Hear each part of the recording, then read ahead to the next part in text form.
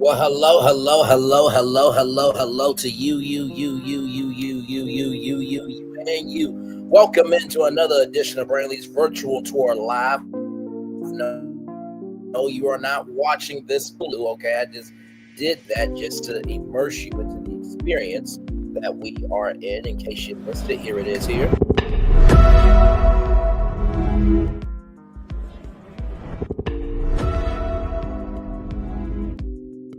Welcome in, everybody. Breaking news as we come on the air. A deal for TikTok has been signed. Now, of course, we're going to talk about that in addition to everything else, because two idiots went on CNBC and said that they should shut down ABC and move all content over to streaming. Tonight, I'm going to break down their idiocy. Real, raw, and uncut, so get ready for it. Higher is waiting, low is available, but either way, we are live on tour. Let me take down this iconic intro here. You see that virtual tour background? Yes, you do. You hear that virtual tour music? Yes, you do. And then there is me. Hey, everybody, welcome in, and glad to have each and every single one of you here. Let's get to the getting and doing what we do. Shout out to the three people that are here. Let me get this up here because this is some news right here. Let me get up right here. From Variety, President 47 signs order approving TikTok U.S. deal valuing it at $14 billion, giving non-Chinese investors 80% ownership. American investors are taking it over, 47 said about the U.S. version of TikTok in a press briefing in the Oval Office after he signed the executive order. The young people, they really want this to happen. Right now, there aren't confirmed details about who the new owners are, under the proposed pact, aside from 47 reiterating that Oracle Larry Ellison and tech mogul Michael Dell of the Dell Computer Company and Rupert Murdoch are among the investors. Rupert Murdoch owns Fox, right? So you're probably wondering, how does this TikTok deal relate to ABC? For those of you who may or may not remember this, we covered this here at Braylon's Virtual Tour Live, that there was a deal with TikTok and Disney to celebrate the 100-year anniversary. So I thought, well, hell, Disney been trying to make user-generated content happen on Disney Plus for a long time. Why don't they buy TikTok? So I just want to bring that news to your attention there. Now, in case you missed South Park, right here from Deadline.com, South Park puts Brendan Carr in hospital. I'm afraid he may lose his speech. Yeah, so the season 27 episode, Conflict of Interest, President 47 accidentally put FCC's House Hen Carr through torture while trying to terminate Satan's pregnancy. Y'all, you cannot make this stuff up. After getting knocked up by the fallen angel, as Vice President J.D. Vance convinces the POTUS that being a parent will ruin his life, and old Satan has a baby bump. Listen to me. Listen. After slipping downstairs and getting poisoned, among other humiliating acts, Carr ends up in a bycast in a puddle of his own waste with his arm immobilized in a persistent sinkai. I'm afraid he may lose his freedom of speech. The doctor warns of what will happen if the infection gets to his brain after being exposed to cat feces. So, I only say that Rich Greenfield, and also too, Laura. Hang on, let me get to my thumbnail here, because honestly, this is the state that they're in mentally right now for them to say this. So yes, indeed, here, yes, and so Rich Greenfield, Laura Martin, and Joe Kernen are in that state right now mentally.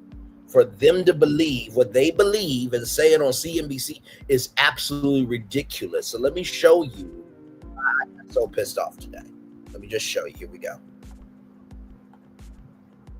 For more on where Disney goes from here, we are joined by Lightshed Partners co-founder and analyst Rich Greenfield. Rich, great to have you with us. You're smiling. You heard what Laura said. I think the point here literally the absurdity that comes out of her mouth, it just makes me laugh. I'm sorry. But okay. Look, I think should Disney spin off? The point is that you want to escape the purview of the FCC here. Sure. Look, and we've been arguing literally since Bob Chapek, even before Iger, that Disney should spin off ESPN and ABC. And I actually think looking at the recent ESPN NFL deal, which may actually have played a role in how Disney positioned this, because they do need regulatory approval for that. But we really believe that NFL deal is the precursor to, in a post-Bob Iger era, which is only really 18 months away, that Disney is going to pursue the exit of ABC and ESPN and sort of focus on those core businesses that really drive the Disney flywheel. But look, Disney's in a tough spot, Melissa. Like, there is no easy answer here. Remember, more than half the country voted for President Trump. I'm sure a lot of them are applauding what the broadcasters are doing. And remember, Disney has to fill its theme parks. They have to fill its cruise ships. Now, this dude here, okay, let me go back. So he's in charge. He's the co-founder and partner of Lightshed Partners, which Lightshed Partners is a huge capital firm, right? They're over a lot of accounts. They advise people, this, that, and the third. The problem is here, right? You're bringing politics into business. You're coming on here to say that Disney is likely to spin off ESPN and ABC. And as we keep watching this video, I want you to listen to every word that he is saying here, because honestly, it's mind-boggling to me. Let's keep going. Programming, more high quality programming or notable program, Disney company, and they have to fill its cruise ships. Remaining quote unquote apolitical is really important if you're the Walt Disney Company, and they're sort of in a very difficult position as a company. And so this is not easy. I just think that, the irony here is more programming, more high quality programming or notable programming moving off of broadcast television actually isn't good for the broadcasters that are boycotting today. So apolitical means returning Jimmy Kimmel live to the air. I mean, you can argue that being apolitical is taking him off the air because he made political comments or comments that could be viewed as political. I mean, it's a very, very tough spot to be in. And I think the question here is, at what point, for an advertiser who's placing an ad on Jimmy Kimmel Live, does this property become less, is there less return on that investment in terms of the commercial, the ad space? If 70, some markets are major markets, some markets are mid-sized markets, are not seeing those ads. Look, this is probably the first time in a decade I'm sure a lot of people are going to watch Jimmy Kimmel tonight. And so there is a fundamental problem with late night television ratings that isn't, this is not just a Jimmy Kimmel issue, a Stephen Colbert issue, or even a Jimmy Fallon issue. In fact, Melissa, the big question is on your, parent company, how does Saturday Night Live work in a world where you can't make political statements? What is SNL? I mean, if you think about how they've lampooned, people in power for many years, it's hard to imagine what these shows look like. And it begs the question, should Disney move Kimmel to cable networks and streaming, be on Hulu exclusively, or should SNL only be on Bravo or only be on Peacock? Maybe it just means more and more programming should leave broadcast television if you're going to take controversial views, because again, once you're on cable, whether it's Fox News or MSNBC, there's nothing the government can do. They don't regulate those businesses the way they regulate. There's no public interest test or mandate the way there is for broadcast television. And so I just want to pause it here, right? And if you don't know, right, I'm going to dog walk this for y'all, because this opinion is fucking stupid. Rich Greenfield is fucking stupid for this opinion. Absolutely damn stupid. ABC and Disney are like this for many, many reasons, right? SNL on Bravo is never going to work unless you evolve Bravo from being, right, a unscripted lifestyle network to now bringing in scripted content. Now, we do know that dramas and sitcoms are more expensive to produce than unscripted television, right? And so when Rich Greenfield says this, I'm like, oh, you only care about money. You don't understand the web of media. And not to mention, too, with that being said, late night TV is basically the reset for American television. Now, there was a point in time before I was born that you only had like 3 networks, and then it was the American flag saying good night, do you know where your children are, right? So that was an empty time slot. And they needed to fill it because you have your morning television from 7 to 9 a.m. Then you have 9 a.m., 10 a.m., 11 a.m. Then you have your midday programming, 12 o'clock, 1 o'clock, right around there, lunchtime. And then you have your daytime slots, right? So you have 2 p.m., 3 p.m., 4 p.m., 5 p.m. is hot, hot, hot. Then you have your evening. 6:30 is the national news. Then from 7 p.m., right, all the way up to 11 o'clock is prime time. And then you needed a reset for the whole schedule, late night television. Okay? So when you're taking out what works as a short-term solution, eventually, when you have an upfront, and by the way, an upfront is where advertisers go to see what new shows that the networks and the streamers has. If you don't have something from that 11:35 slot, what are you going to do? You're going to put on a paid TV program? Like, sincerely. So let's keep going here. Let's keep going here. Let's go back.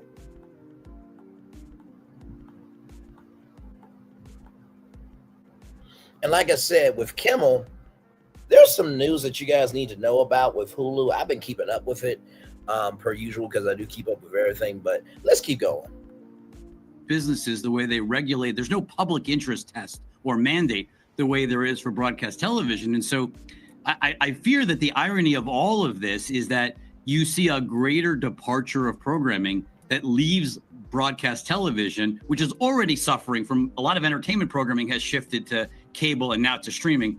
I think you're going to see more talk, whether it's daytime talk or nighttime talk.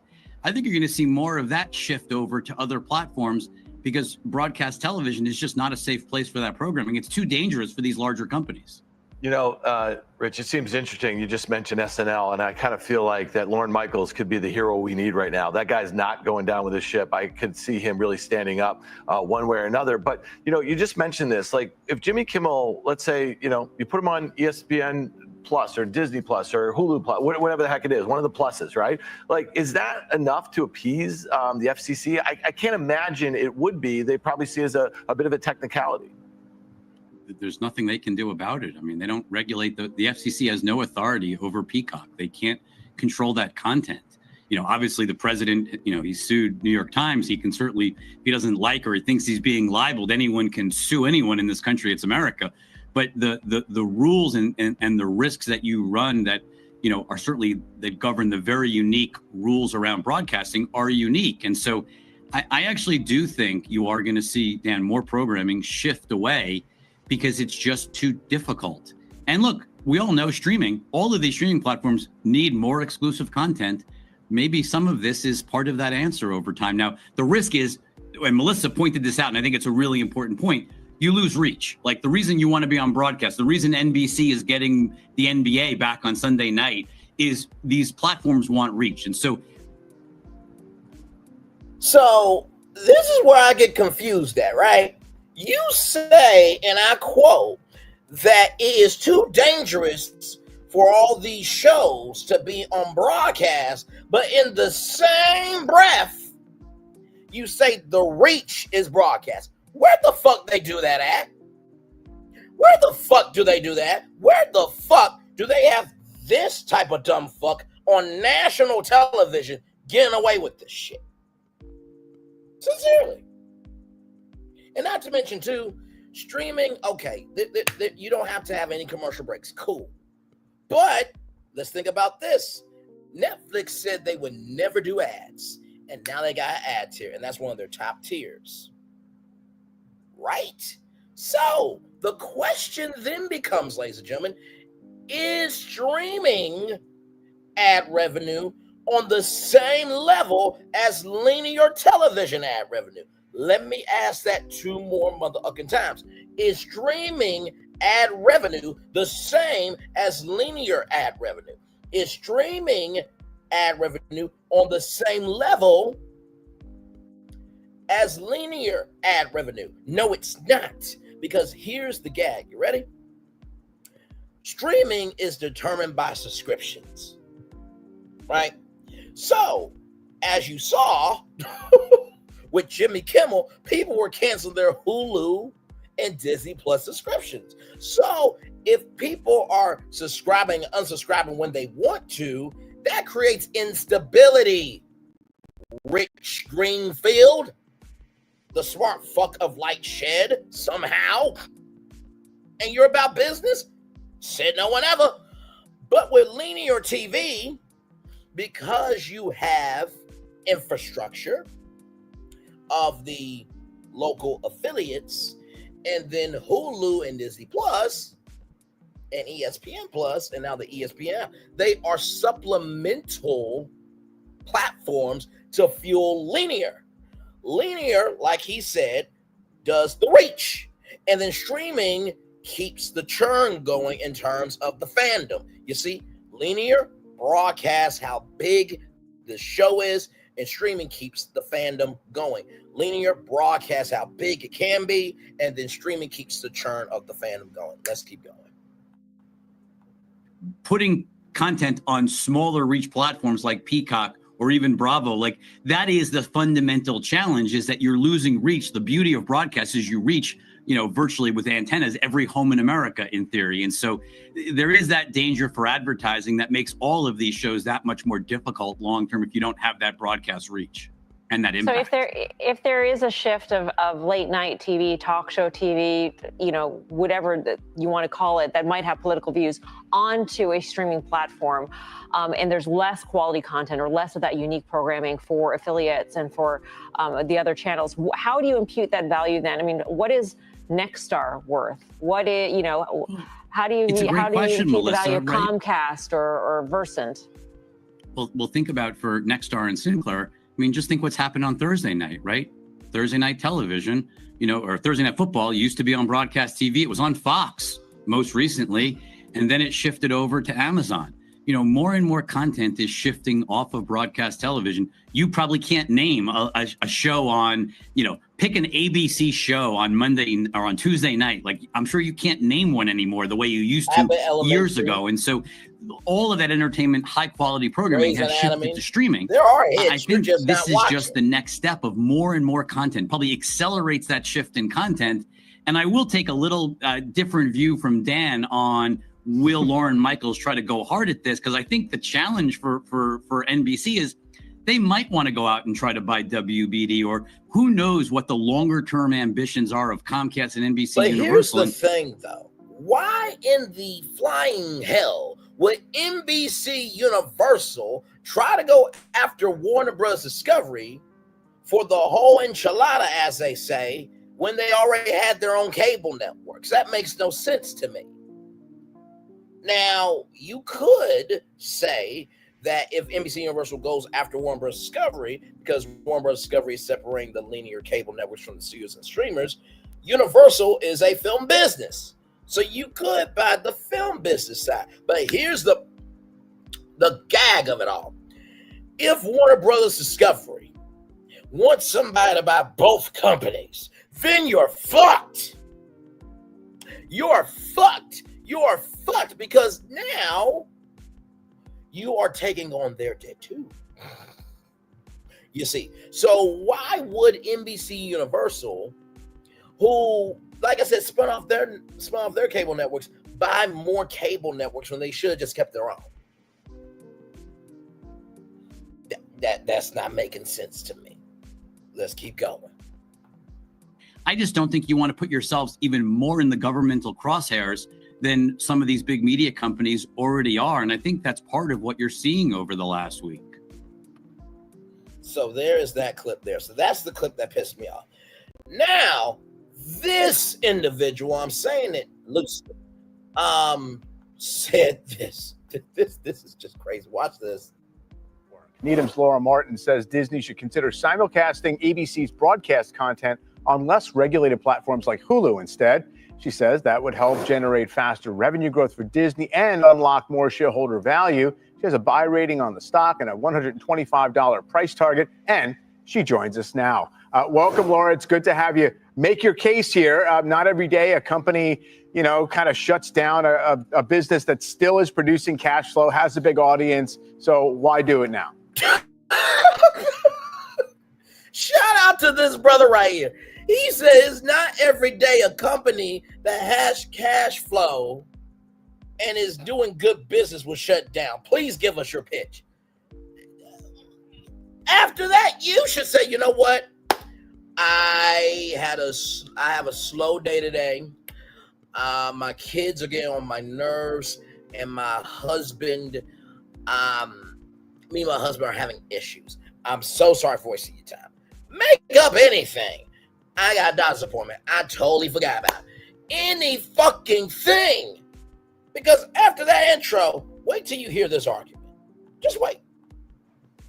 So basically what we did is a bunch of math that showed that the write-off to the Walt Disney Company, if it just shut down ABC, the broadcaster, is about 5% of its market cap, which we think, because it would be accounted for as a discontinued operation, Wall Street would add back.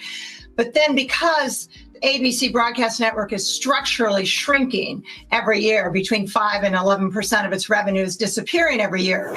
It's slowing the reported growth rate of Disney. So Disney would grow its revenue 5% this year if it didn't own ABC, and about 4.5% because it does own ABC. So once you have higher growth rates of revenue, you get multiple expansion from Wall Street. So when we do the calculation of how much value they lose one time by shutting down the ABC network compared to the higher multiple they would get if they grew their revenue faster structurally over the next 10 years, we think there's about $20 billion of value creation, which is about 10% of the market cap of the company. And therefore, we're arguing that nothing else in the Disney empire is regulatable. So if you actually just shut down ABC, basically the government couldn't stop you from doing things. And that's increasingly valuable in a generative AI world. Okay. First of all, does anybody remember Charlie and the Chocolate Factory? Oompa loompa doopity doo. We got a dumb one right here. What the fuck is wrong with you, heifer? First of all, generative AI should be a resource, not the source. So if you shut down ABC, do you know what you're also shutting down? You're also shutting down human jobs that could be taken over by AI. Because if you remember at the end of Charlie and the Chocolate Factory, the Johnny Depp version, Charlie's dad had to come in to fix the machine. So this heifer right here wants Disney to shut down ABC for potential market cap value. Did we not just learn that the people are the fucking boss with Jimmy Kimmel? I mean, really, to let Rich Greenfield on, okay, and Laura Martin to be able to say what they said, that was flagrant, classless, and disrespectful. That's like Stormy still going on CNBC and believing she's important when nobody references her in anything of media, culture, business, this and that. Okay? Stop this shit. Just because you have a towel don't mean you carry any weight. Please stop this shit. Because what is happening here is that, oh, you know what? AI is here, and because I don't want to pay people a decent wage, let me cut their wages, let me invest in this technology. But here's the thing, technology can fuck up. So when technology fucks up, and you rely on technology to fix itself, when technology can get a virus, we saw that with the CrowdStrike incident that happened, where the whole world shut down, then what the fuck do? Let's keep going. Let's keep going. You don't want to be stopped to react to the marketplace and to consumers for any reason as generative AI continues to disrupt markets. So a move that is this admittedly extreme, right? I mean, this is a network that's existed for many decades.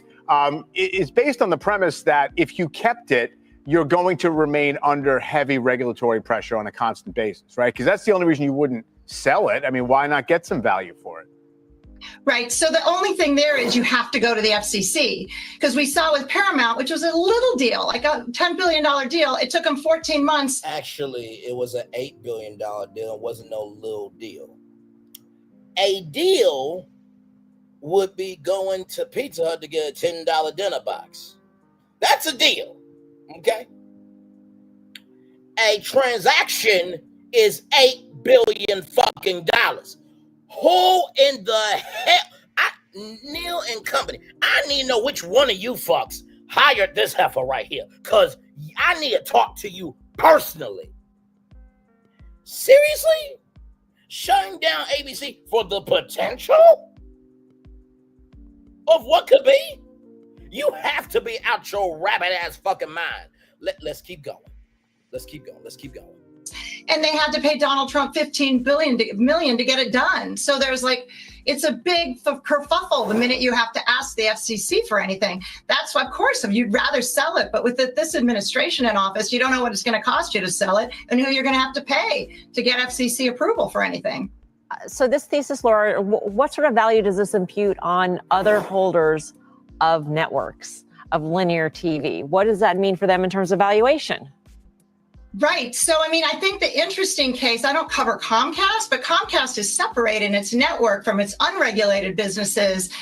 You know, my thesis here is that you should move all content, you should simulcast at the very least all your broadcast content, which is regulatorily overseen. You know, when you watch a show on ABC, the next day, literally the next day, it's on a platform called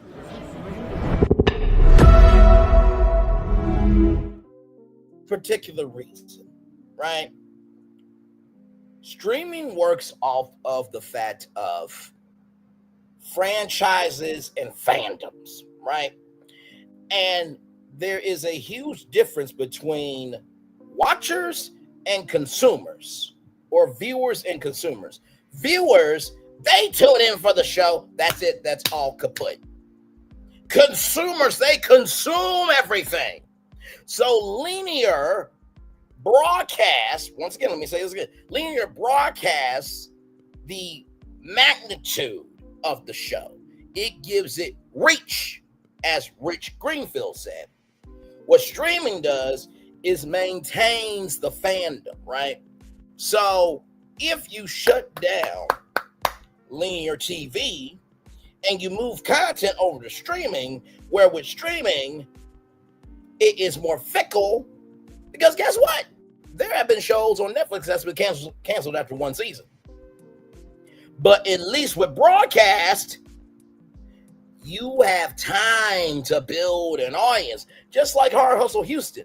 It on the Oprah Winfrey Network, by the way, everybody, it is growing and growing and growing and growing and growing. Imagine if that went to Discovery Plus or the HBO Max and people didn't watch it because the reach is not the same. Streaming determines what people care about. Linear showcases what people are curious about. Let me say it two more times. Linear showcases what people are curious about. Streaming showcases what people give a fuck about. Linear showcases what people are curious about. Streaming showcases what people give a fuck about. Let's keep going. Onto your unregulated platforms, which is your streaming, your cable networks.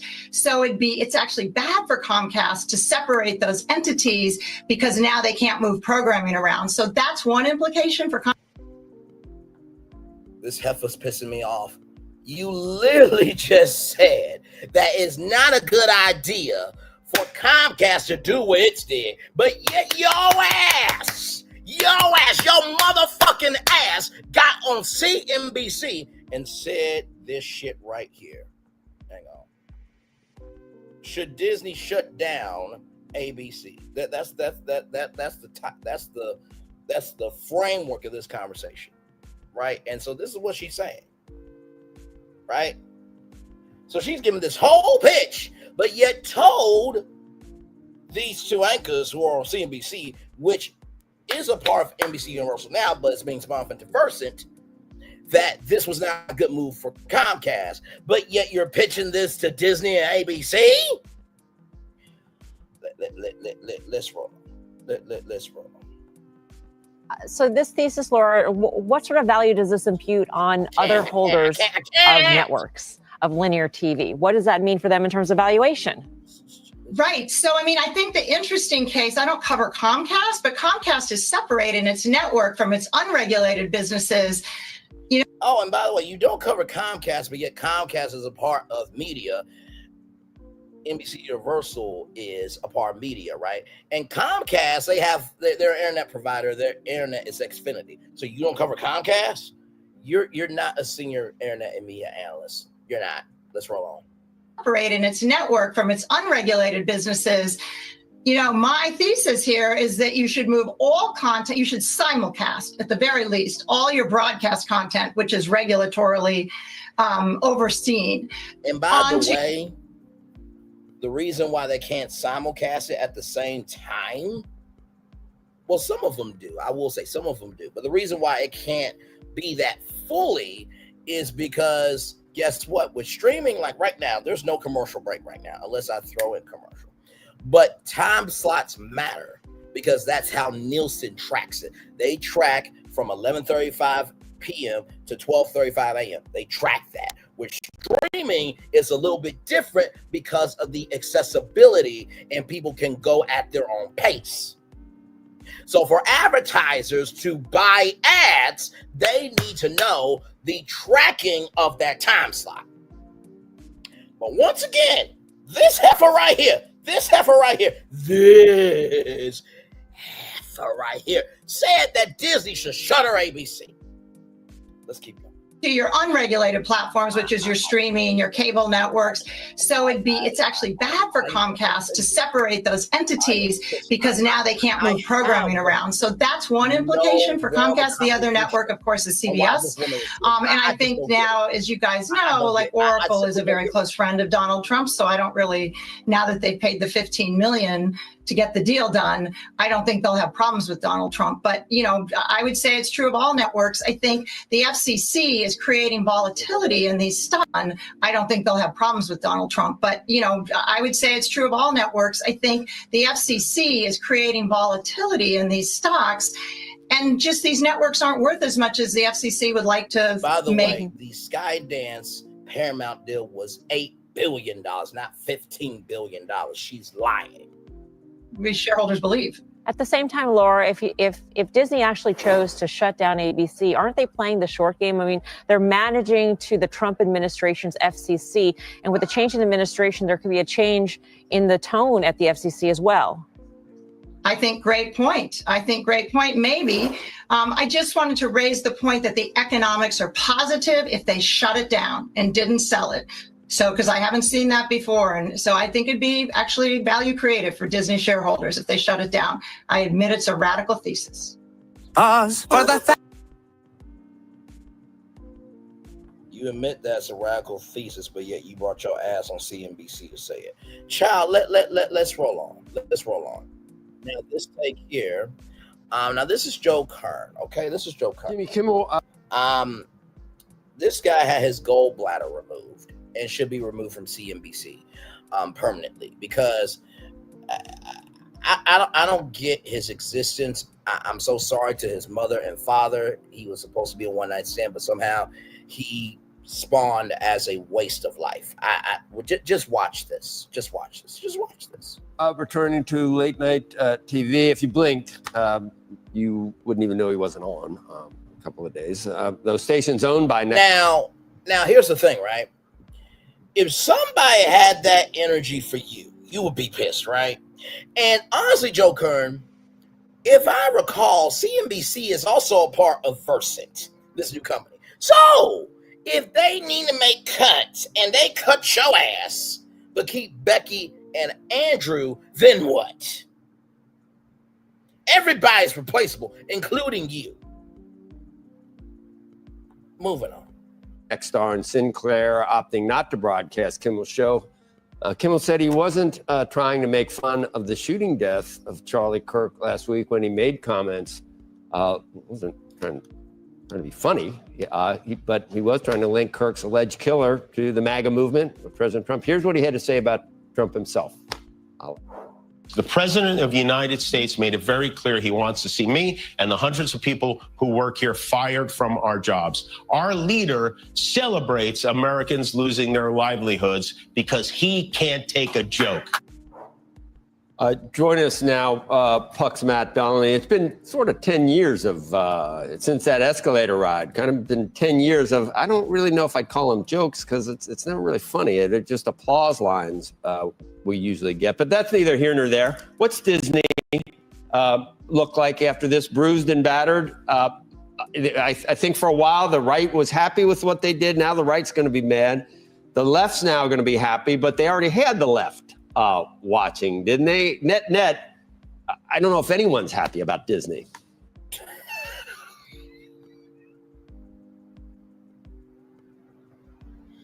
Now, CNBC is a business news network. Modern professionals everywhere are experiencing. The fact that you are about to speak to one of the people from one of the biggest media platforms, right, that covers media news, about the right and left, when really it's about the principle of the business move that Disney made, you have no basis to be a host on television. Not at all. Let's keep going. Increased demand for their workloads. Well, this is more than just about this show. I mean, I think that last night was a big win for Disney in the sense that it was well received. The media coverage, which had just absolutely been brutalizing Disney for the past week for the decision. I think that they won that night because Kimmel came across as emotional. He came across as, he didn't outright apologize for the comment, but he did clarify that he did not mean to link the shooter, alleged shooter, to the MAGA movement. And he was emotional about it. He cried a little bit. So I think that last night Disney can feel good about it. Now the question is what the fallout is going to be, because 66 stations, more than 20% of the country, was not able to watch that on linear TV last night. And these two station groups have said that they are going to continue to talk to Disney. So does this lead to some kind of a settlement or a path back for those stations? That's the big question. What, doing everything you can to say that the shooter wasn't one of their own. How can... Sir, oh my God, this white man is the white male version of thirsty toxicity. You hold it on to one damn thing. Meanwhile, you're not even understanding the assignment. The assignment is to talk about what does Disney do next, not your political beliefs. Right? Okay, let's keep going. Can he say that he wasn't trying to link the Well, we shooter disagree on this. If you actually look at what he said, no, I can read it for you again. He was talking about people trying to score political points, right, by linking the shooter by to the trying to link it to anything other than one of their own. Yes, that's only one way you can take that. He was saying it was. Listen, I agree it's ambiguous, but there is a legitimate argument that he was making fun of the political It depends on what dumping. the meaning of the word is. Depends on what the meaning of the word is. We'll have to disagree on that. So let's talk Nexstar and all of the. Bro, y'all could have called me for this interview. I would have done a way better job. Like, and let me just say this, okay? Let me show you how old this guy is, right? Let me just show you how old this guy is, okay? I just want to show y'all, okay?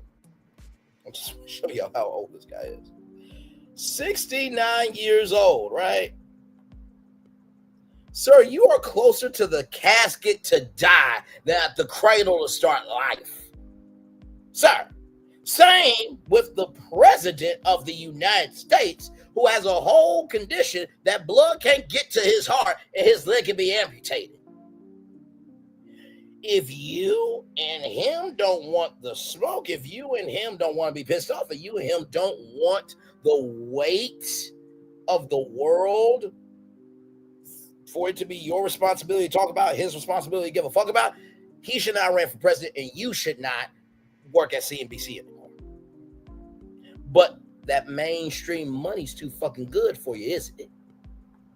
Isn't it interesting how the other side says, I hate being a part of mainstream media, but then let them get an invite to be on Fox News, and Fox News is a part of mainstream media?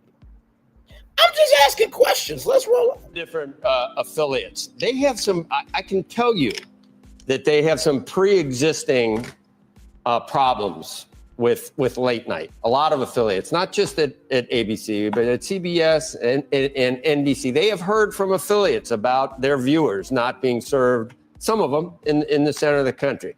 So right now, I think Democrats are going to investigate the proposed merger and how this all plays into whether there's coercion to get a deal done. And that's why they're not airing Kimmel right now, because they're trying to curry favor with the Trump administration. Who's going to win that? Can they argue that they've had a problem for years with late night? I'm going to drop building rockets. They're ready for a challenge. You know? Okay. Oh, absolutely. I mean, they can make that argument, and Disney was aware of those arguments. I mean, Brendan Carr, the FCC chair, he is certainly saying that he's standing up for those station groups, and he wants them to be able to exert their power over this content by saying, and we don't want to air it. But that's kind of not the point. They have contracts with Disney, and they agree to air this stuff, and they can really only take it off the air for a certain amount of time before they have to go back to Disney and say, okay, this is a negotiation if we want to keep it off the air. So it really is about the relationship contractually between Disney and its affiliates. And for those of you who don't know, a station has a 50-50 split with ABC, right? But there's only so many times that they can preempt programming until Disney can take away that programming and move it to another station, right? But the gag is because Sinclair and Nexstar are the two biggest owners, and they're trying. I think it's Nexstar, if I'm not mistaken, is trying to buy Tecna for $6.2 billion. There's a monopoly forming here, right? So, with that being said, if they don't carry Jimmy Kimmel, then guess what? That 50% from Disney is gone, and then they got to pay it. Because when you pay for something, right, you keep getting that service. But when you stop paying for something, hold up, shorty, hold up, ish. Hold up, shorty, hold up, ish. Hold up, shorty. Service stops, right? So, and not to mention, too, these stations need lead-ins, right? Because the news personalities are not famous, nor should they be famous, because it should be about the news, not the news personalities being famous, right? So you need Grey's Anatomy to get, to 11:35, right? You need programming to be an anchor in the midst of your newscast, right? Because guess what? If you take away Good Morning America, Live, Tamron Hall, The View, GMA3, what you need to know, you take away ABC World News Tonight, you take away 2020, you take away Jimmy Kimmel, you take away Nightline. That's pretty much the schedule, along with, some primetime shows as well. But you take all that away, and then what do you have on your affiliate station? You only have news. And most newscasts are only 30 minutes. There's not really a lot of time for advertisers to get money. Yeah, an advertiser's not going to spend ad money on a 30-minute newscast from Little Rock, Arkansas, or Cleveland, Ohio. Much love to both of those. But you see what's happening here? Let's keep going. If they want to complain, then bring it up in the negotiation. Do you think that ratings, I mean, they're down, I think it's down 50% since the beginning of the year for Kimmel. Do those go up? And where they are right now, would he get renewed? Do you know when is he supposed to be renewed? January or May? Or we've heard. He's got a year left, so probably at the end of this season. But first of all, the ratings issue, I don't think he's down 50% this year. He's down 50% over many years. But the thing is with Kimmel is that he does a lot of things for ABC. His show does very well on YouTube. It is overall a moneymaker for ABC. It is. I would argue that it is. I mean, they actually make. Do you know that it is? Or do you know?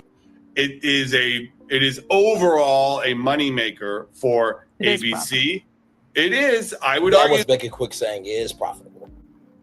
That it is. I mean, they actually make. Do you know that it is? Or do you know is Colbert losing $50 million, or you would argue that's a money? My reporting suggests that Colbert was losing tens of millions of dollars, but Colbert is a different situation.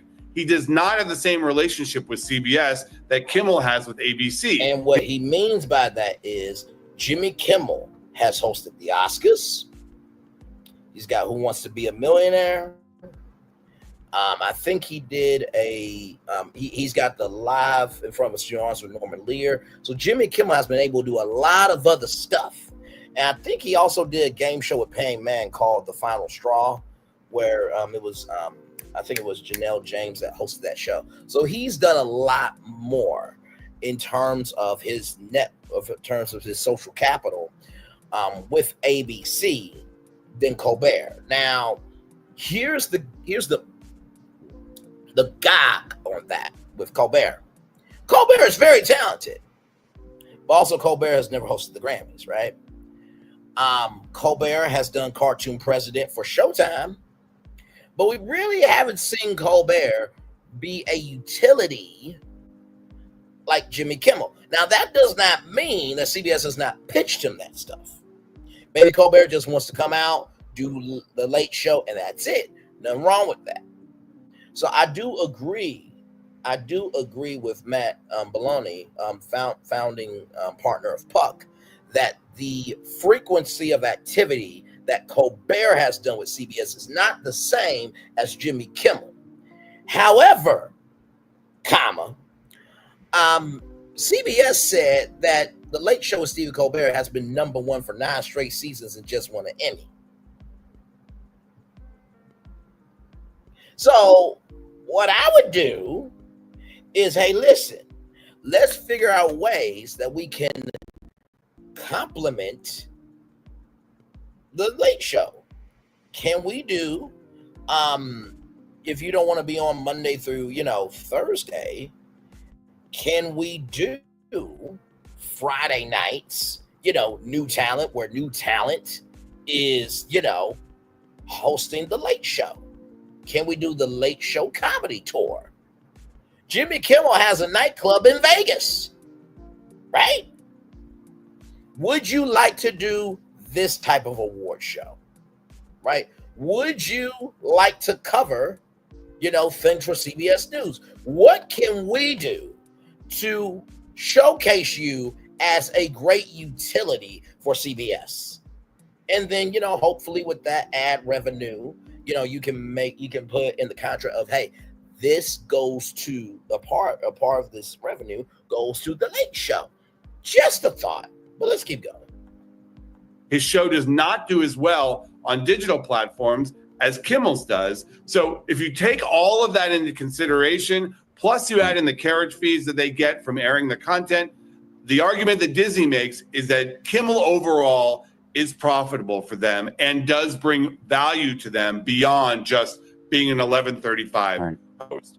And honestly, the proof's in the pudding. They keep renewing him. This is not a liberal agenda to keep Kimmel on the air. They keep renewing him because they find value in him being the host of that show. It's down 43 to 45% in total viewership over since January. 40. Go to Fox Business or go suck the president's dick off. Please. Because this is ridiculous. Matt Belloni just told you the facts. And see, this is why I said Joe Kernen had his gallbladder removed. It needs to be permanently removed from CNBC. This is why I said what I said. Let me bring up the thumbnail. Let me put down this band. Let me just show you the thumbnail right here, okay? So Rich Greenfield is broke and is not a valuable asset. Lauren Martin has a clearance discount marked brain. And Joe Kernen had his gallbladder removed and needs to be removed from CNBC permanently. For these reasons that I'm giving. Just because you don't like the facts doesn't mean you get the right to negate the facts. Sorry. You don't understand the media game. That's okay. But when somebody's on your platform, you respect the voice that's on the platform, not to push out a narrative that you want people to hear, but not respect the fact of the parameters that could give the context, conjecture, connection that can bring everybody together. You want to divide by your point of view, not unite based on facts. Child, let's roll on. 3 to 45% since January this year. Okay. Well, but so you would bet your life that it's profitable. You say it's profitable. I'm not betting my life on a TV show, but I am saying you don't know the messaging from Disney is that this show brings our network value. And honestly, I agree that the affiliates would have had a tougher argument if this was 15 years ago and these shows were generating 8 million viewers a night. So different situation now. But I'm betting if we see the numbers, Kimmel rates higher than Celebrity Family Feud reruns, which is what they were airing. Hey, Matt, so here's the question. What do we know about the contracts that Disney has with the various affiliates? How long can they go without broadcasting certain things that are on the network? What would constitute a renegotiation? There are obviously rights that ABC has paid for, including the Super Bowl, which I imagine these affiliates will want to air college next football. Year. And NFL, I believe, has like $1 billion for, the rights to broadcast the NFL. And college football gets into the millions and billions of dollars.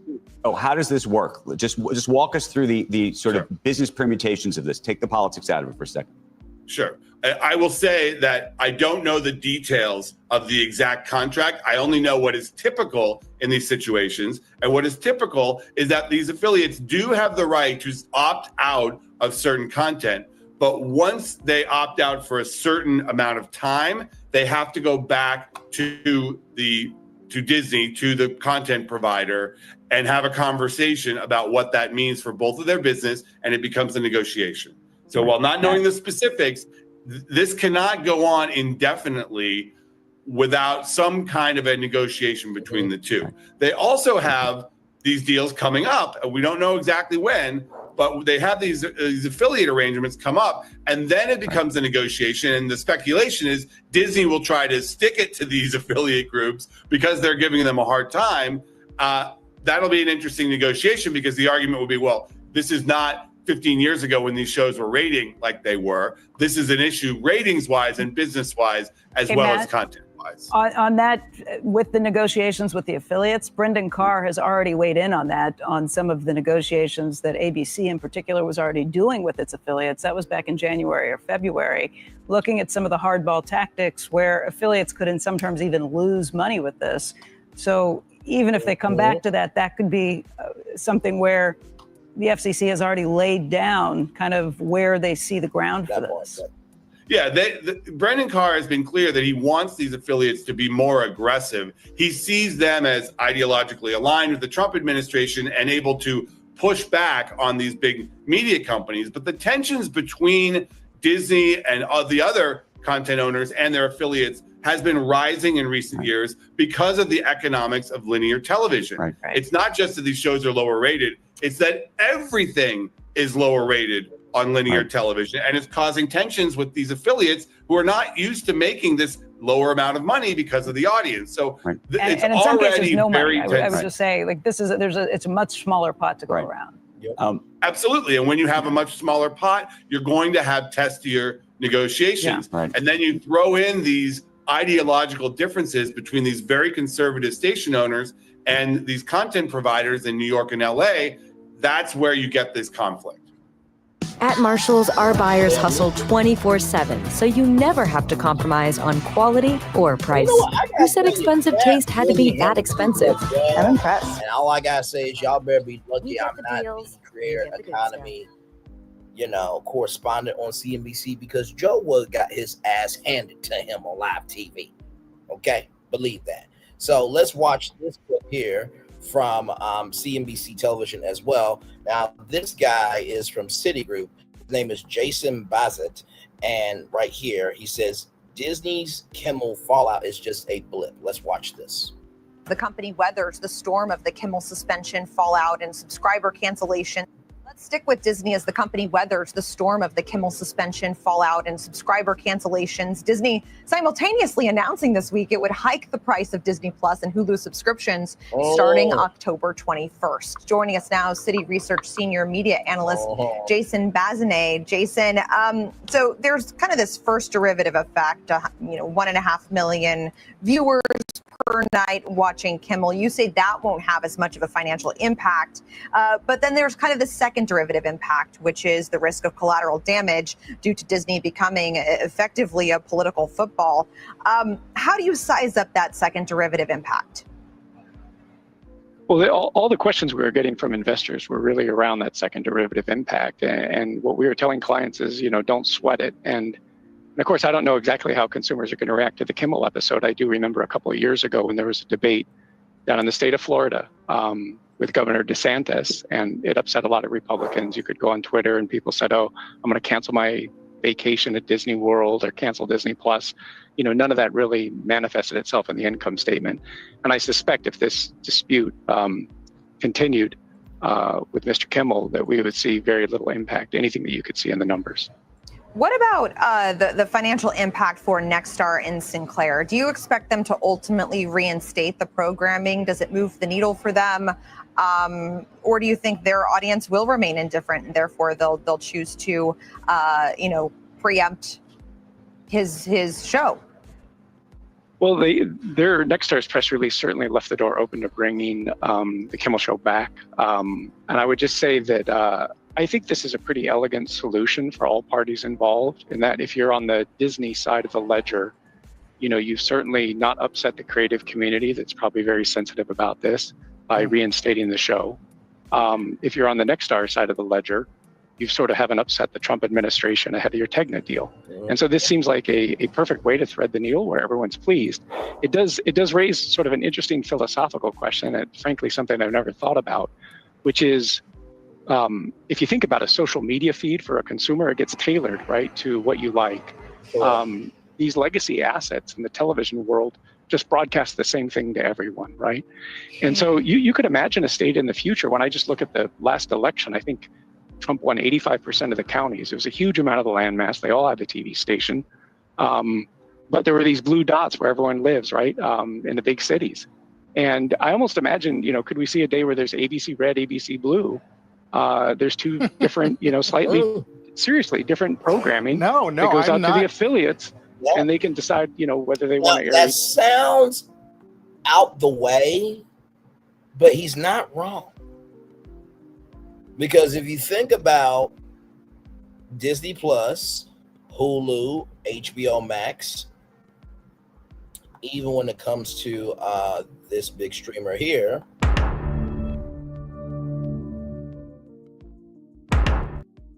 think of Netflix, when you think of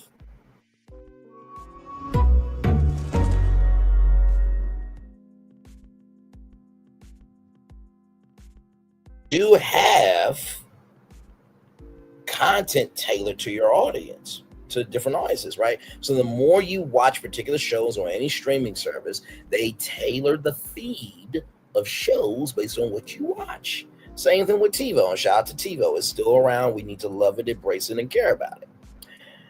So with that being said, a ABC Red, a ABC Blue could potentially happen. Now, here's the flip side of that. How does that go to the overhead of ABC Red, ABC Blue? Because now you got to do sitcoms and dramas, talk shows, game shows, live events, news programming for left and right? So good idea in theory. Don't know if it can be executed, but I see where he's going. Let's keep going. ABC Red or ABC Blue or any other broadcast network. Well, while we're in the neighborhood of sort of, I guess, so-called extreme tail scenarios, and we've had strategists, analysts this week suggesting that ABC just shutter the legacy network just to get out from under the thumb of the FCC in that license regulatory environment. I mean, do you think the market would accept a write-off like that? Yeah, I mean, you can't get the street to pay attention to anything that is linked to linear at all. So, when you get down to a particular show, it doesn't matter. So I don't think the street's exercised at all if they got rid of ABC, sold ABC stations.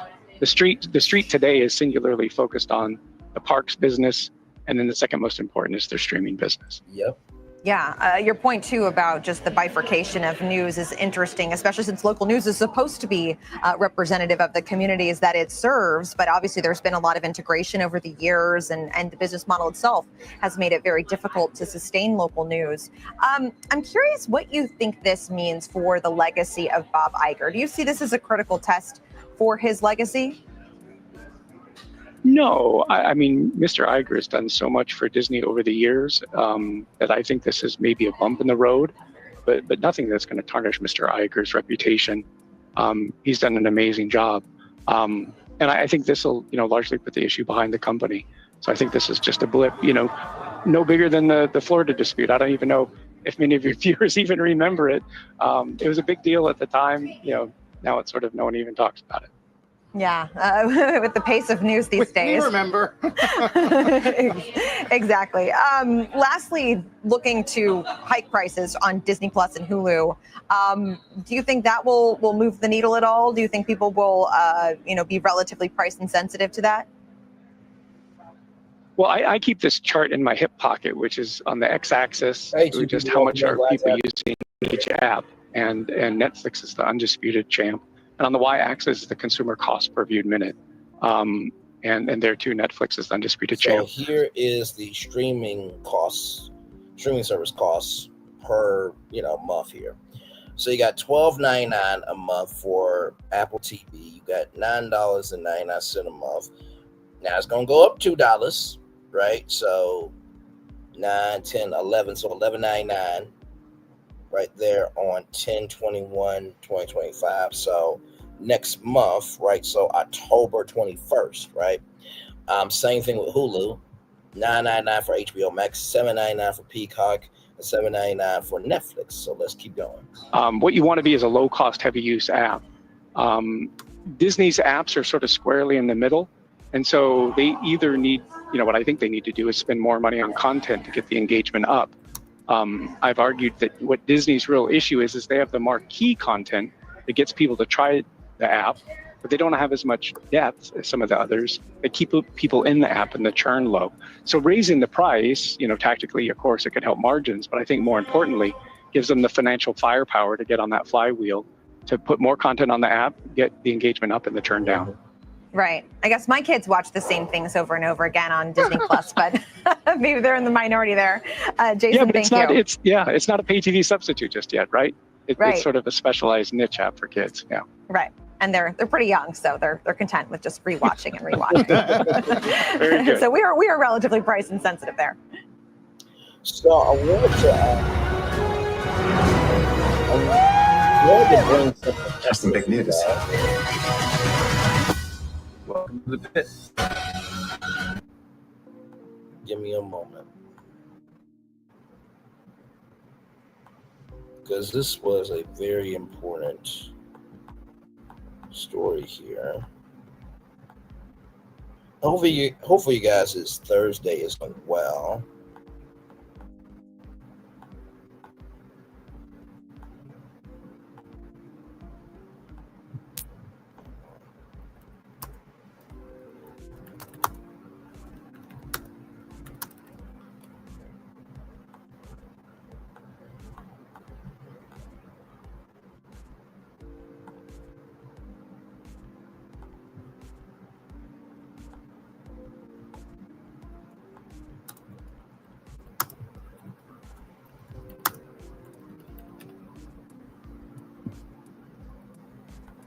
Is this it? Trying to find it here. Give me a moment, y'all. Because I know exactly what I'm looking for.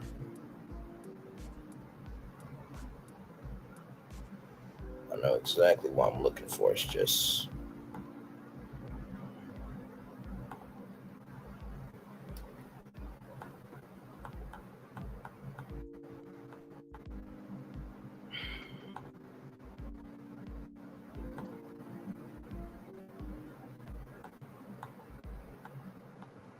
Oh, you know what? Give me a moment. I know how to speed this up. Yep. I know. So give me a moment.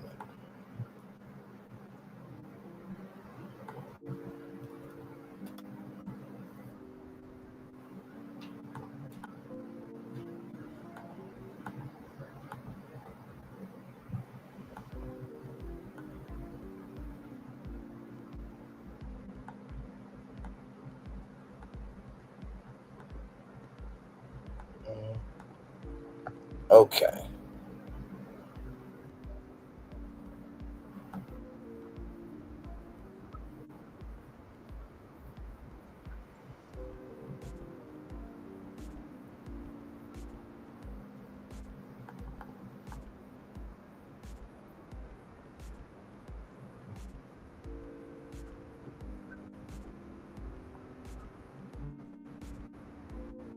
Okay, so here it is.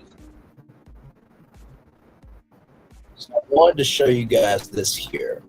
So Disney expands its new free live TV streaming service to take on Pluto TV and Tubi. Now, this came out August 14th, 2024. You should pay attention to this. Free ad-support streaming services are one of the growth fasting areas in cord cutting. Fox owns Tubi, Paramount owns Pluto TV, NBC Universal has Xumo X-Play in partnership with Chart Communications, and Warner Bros. Discovery is launching a service called WBTV at some point in the future. That is just the free services owned by a major broadcasting company. There are likely hundreds of free legal streaming services now.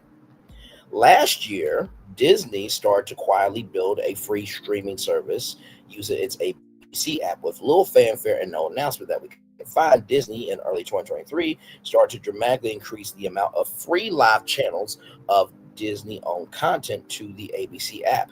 This includes 24/7 feeds of popular older ABC shows and content from other networks like National Geographic. Most notably, just recently, ABC added a free feed of ESPN with the addition of ESPN 8. Since the start of 2024, Disney has grown its free streaming service to offer 23 channels. This is on top of the many other channels you can unlock if you have a paid TV service. Here's how Disney described its new free streaming service. How would you like instant access to 24/7 channels, 24/7 streaming channels with great shows, movies, and specials that are always on? We're talking about all-day entertainment with no sign-in needed, thanks to our growing selection of unlocked channels, which now include the all-new 2020 and ESPN 8, the Oat Show live streaming channels. Watch for free with no sign needed. Be sure to watch on the ABC app from your smartphone and tablet, iOS, Apple, and Android computer on abc.com, connected devices, Roku, Apple TV, Amazon Fire TV. See our list of unlocked channels below and start streaming now. So you have ABC News Live, you have ABC, General Hospital Spotlight, Extreme Makeover Home Edition, National Geographic To Catch a Smuggler, National Geographic Dr. Pole. Free streaming services like Pluto TV and Tubi and more are multi-billion-dollar business that's planned to continue to grow. Now, it seems that Disney wants a piece of this pie to help them not only earn money, but to expand their paid Disney Plus service.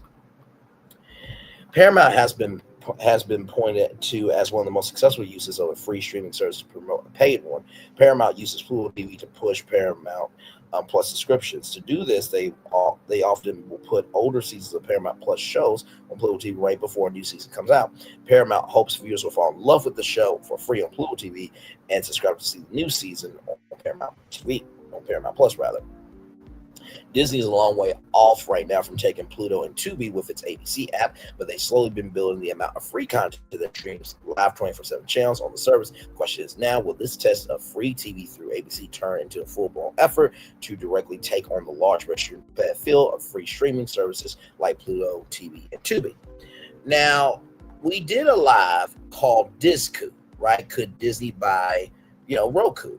If you missed that, go watch it after this one, though.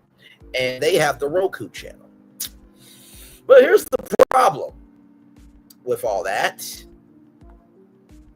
As of September 23rd, 2024, the ABC app will no longer be available, but there are more ways to watch. So you can watch on abc.com full episodes, live TV, 24/7 streaming channels, and more. TV provider sign in or check with TV provider for more ways to watch. Hulu stream full episodes the next day, full season at a time. Disney Plus stream content from National Geographic, Disney, Marvel, and more.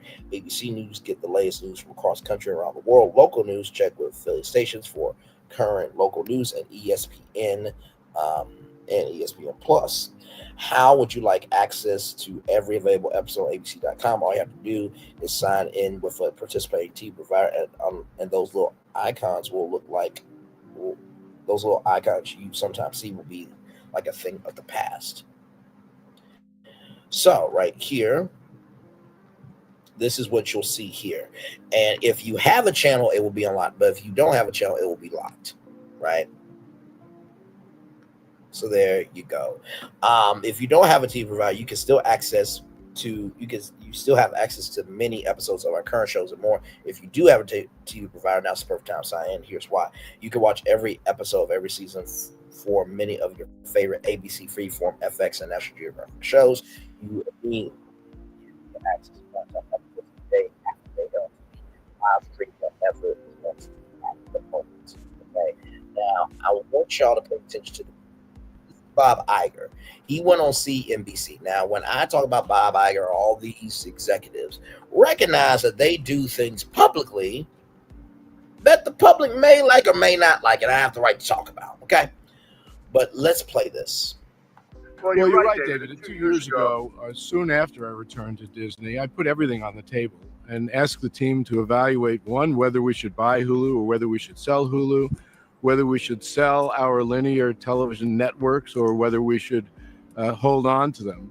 And after a pretty lengthy process internally and really taking a long look at what these properties could mean to us long term, we decided that the best course for us to take was to not only hold on to Hulu and buy it in its entirety, but also to hold on to the linear television networks and to integrate them seamlessly with our streaming business. Because what that has enabled us to do is, one, aggregate revenue, both on the sub fee side and on the advertising side. There is still enough linear television subscribers to generate a significant amount of revenue in both cases, in advertising and in subscription fees. We program them seamlessly. We manage them in one organization. And so there's been great economies of scale in doing that. We also aggregate audiences for marketing purposes.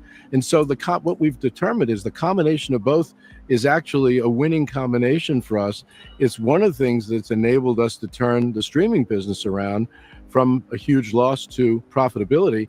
And over the next several years, it will enable us to grow margins significantly on the streaming side because, again, the ability to amortize program costs and the ability to essentially aggregate audiences and revenue. So we're pleased with the direction we're going. Look, it's also interesting to us that as many others exit that business, I think it gives us a stronger hand to stay in that business. We're very focused. We will have, interestingly enough, a linear television business that's paired with a streaming business. So when you think about it, these spin-off companies won't have the assets from a streaming perspective Now, that we will have. that sounds like a very smart, articulate, and smooth statement, right? I'll even give Bob Iger this. I'll give him that. Except for this one little tiny thing. From Deadline.com, Disney and Hearst exploring sale of A&E Global Media. A&E Global Media, parent of long-established cable networks A&E History and Lifetime, is exploring a potential sale. The company, a joint venture of Disney and Hearst, which rebranded earlier this year from A&E Networks, has retained Wells Fargo to help look at various strategic options. A person familiar with the situation told Deadline, outright sale may not end up being the ultimate plan, with partnerships or other venues on the table. A transaction might possibly might not occur, and all of the terms don't turn out to be favorable. So, how can you go on CNBC with John Faber, or Dave Faber rather, say that, but yet this comes out, right? Let's keep going. Now, I saw Lou Ghost on WDW Pro saying, well, you know, Jimmy Kimmel could go over to Hulu. You know, that would be a great decision. It really would. They have 55.5 million subscribers. And, you know, if this show happened to be a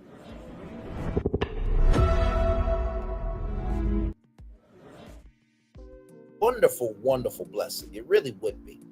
However, there's a problem here. From Variety.com, Hulu app to be phased out. Hulu app to be phased out. Hulu app to be phased out as Disney is fully integrating service into Disney Plus. Hulu will replace the Star brand on Disney Plus internationally this fall. Say ciao to the standalone Hulu streaming app. Disney said is fully integrating the Hulu service, which it now owns 100% into its flagship Disney Plus streamer. Remember that ABC app? Remember that ABC app?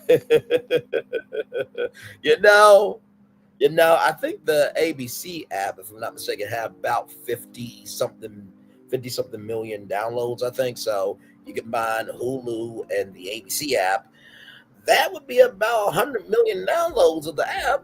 And yeah, they got rid of the ABC app because they want everybody to get Disney Plus.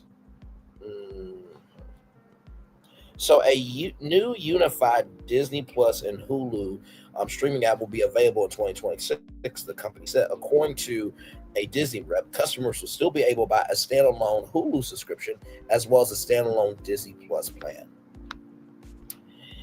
Today, we are announcing a major step forward in strengthening our streaming by fully integrating Hulu into Disney Plus. CEO Bob Iger and Chief Financial Officer CFO Hugh Johnston said in prepared commentary on the media giant's quarterly earnings. This will create an impressive package of entertainment, pairing the high caliber brands and franchises, great general entertainment, family programming, news, and industry-leading live sports content into a single app. So here's the problem with that, right? Braylon's virtual tour cannot be next to Gabby's Playhouse. It just won't work.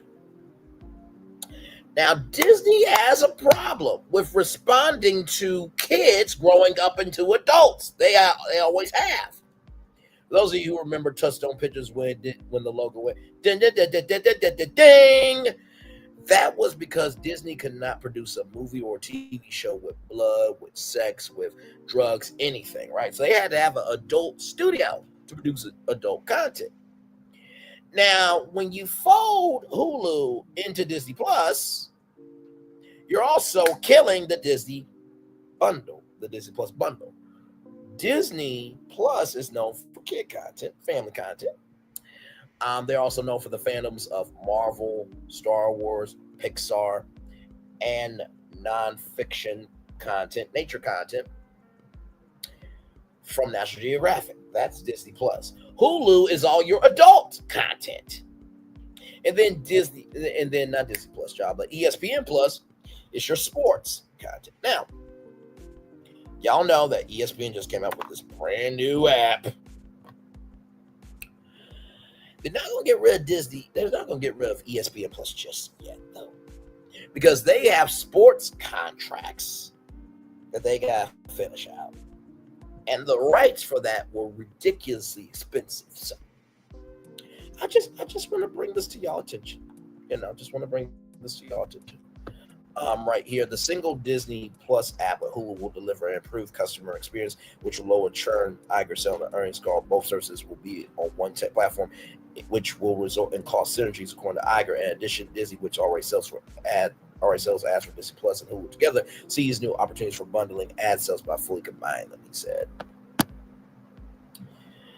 So they say by creating a truly differentiated streaming offering will provide subscribers tremendous choice, convenience, quality, enhanced personalization. This will enhance our ability to continue to grow profitability and margins in our entertainment streaming business, though expected higher engagement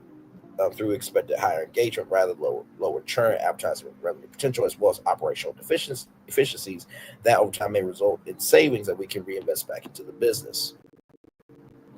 In addition, Hulu will become a global general entertainment brand starting in the fall of 2025. Will replace the Star tile on Disney Plus internationally. Work is already underway to continue enhancing our technology. Over the coming months, we'll be implementing numerous improvements within the Disney Plus app, including exciting new features and a more personalized homepage, Iger Johnson said. Meanwhile, Hulu's live TV business will be combined with Fubo under a proposed joint venture by Disney with live TV, separately sold rather and marketed on Disney Web that Hulu's live TV will eventually integrate in Plus sometime in 2026. Yeah, and not to mention you have the ESPN standalone product priced at $29.99 a month. And they already taken steps to integrate Hulu and Disney Plus in spring of 2024. The Disney Plus app launched full integration of Hulu content, which the company has used as a way to convert standalone Disney Plus customers into bundled Disney Plus and Hulu subs, right? So Disney paid about $9 billion in order to get NBC Universal's 1/3 stake in Hulu. Now, like I said, for those people who, wait a minute. Breaking news. Director James Comey and down criminal charges. Just wanted to bring you that. But this selling of ABC has been up in the air before, right? Disney could soon sell its TV assets, as Iger says business may not be core to the company. Disney CEO Bob Iger sat down with CNBC's David Faber at Allen & Co.'s annual conference in Summerlin, Idaho on Thursday. Disney announced Wednesday that it was extending Iger's contract by 2 years through 2026. Iger has returned to the helm of Disney late last year. The company has since undergone thousands of layoffs and cut billions of dollars in spending, including for content, right? So right here, right, at the top of the list, right, is assessing the traditional TV business, Iger said. Disney owns a portfolio of TV networks from broadcast station ABC to cable TV channels like ESPN. Disney is going to be expansive in its thinking about the traditional TV business, leaving the door open to a possible sale of the networks. They may not be core to Disney, Iger said. Adding the creativity that comes from those networks have been key for Disney.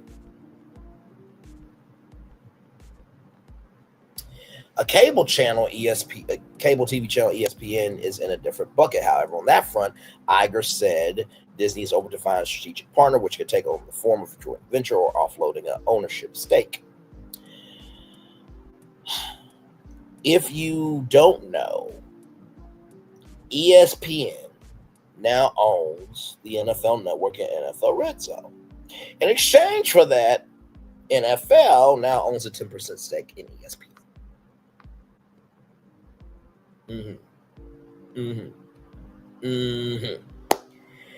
Yeah. So just wanted to bring that to your attention, right?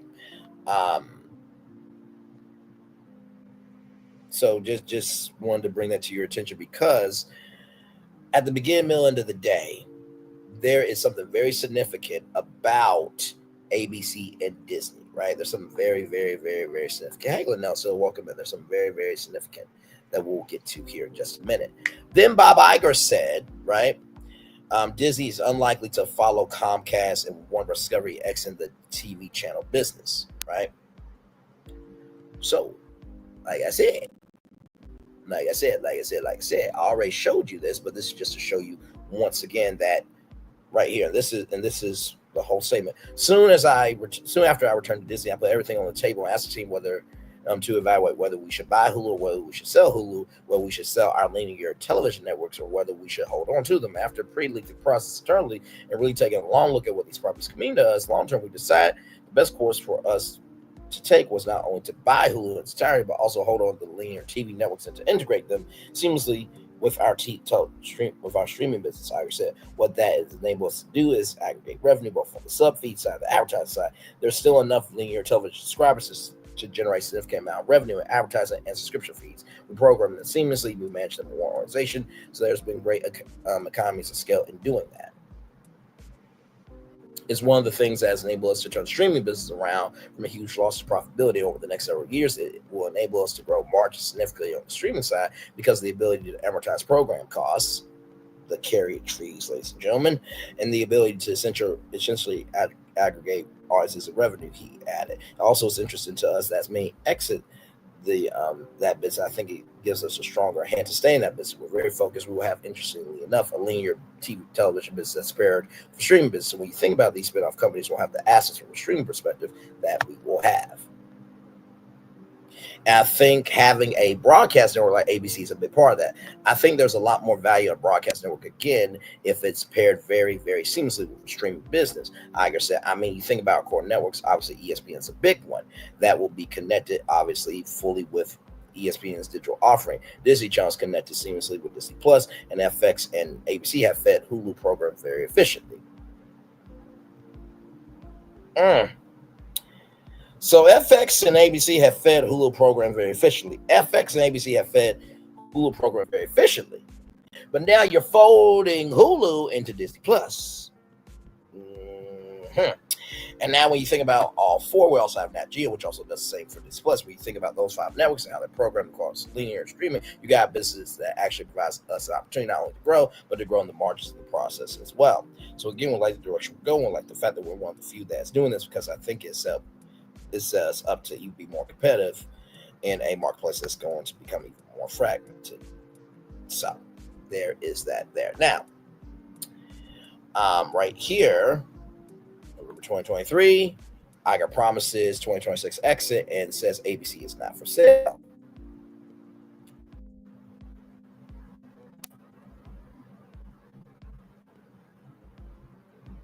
Right here. I'm right here.